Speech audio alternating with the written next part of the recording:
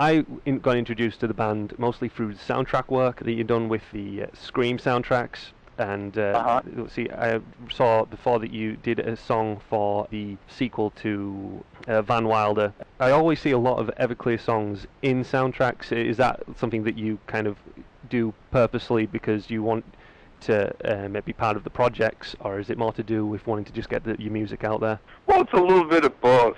I mean, there's been sometimes when they've used songs for specifically, they just use songs for soundtracks, and that's a way of getting the band maybe to a different audience. There's been several times when we've written a song specifically for those movies. We did. Do you remember William Shakespeare's?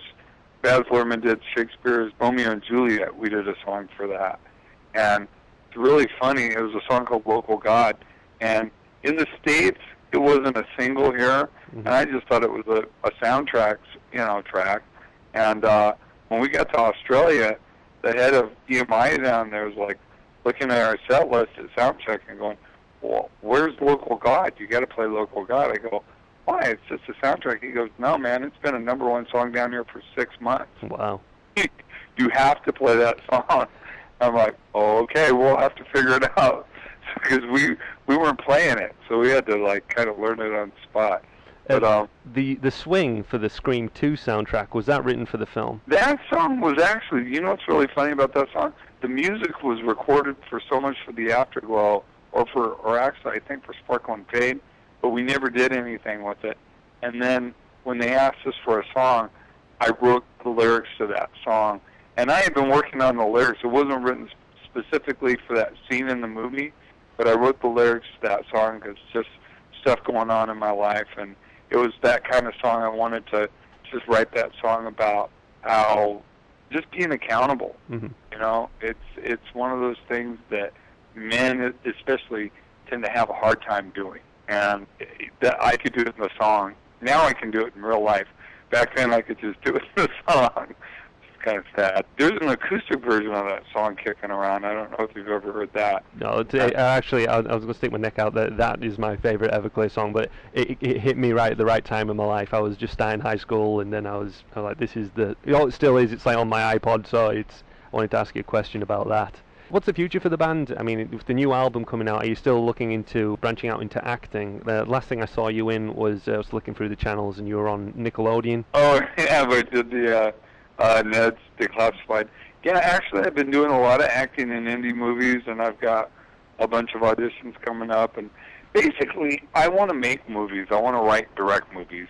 But acting is a cool way in to that. I thought it'd be easy to just go out and find a bunch of money and make a movie. And everybody's like, "Oh, we'll give you money to make records because you're a musician and you make records." And I go, "Man, I went to film school.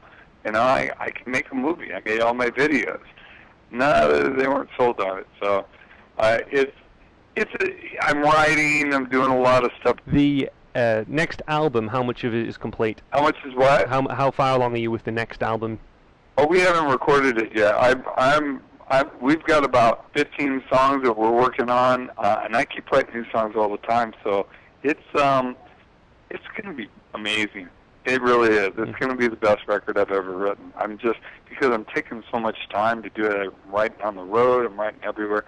I'm constantly writing something, either these podcasts, or I'm working on scripts for people and script doctoring and just doing stuff. I'm really in a creative place right now and just writing a lot. But the songs are just, they're edgy, they're hard, they're sarcastic. They're typical Everclear songs, but they're also really, like I think a lot of my songs, just very straightforward and very from the heart, And if people want to find out more information about it, they'll just go to everclearonline.com? Yeah, either go to everclearonline.com or MySpace, our MySpace page, which is myspace.com/Everclear. And I go on the MySpace page, and I read everything people write there, and I respond.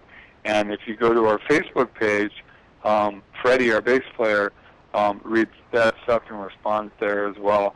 And we both go on Everclear Online. So we have a presence online, and we really try to take care of our fans.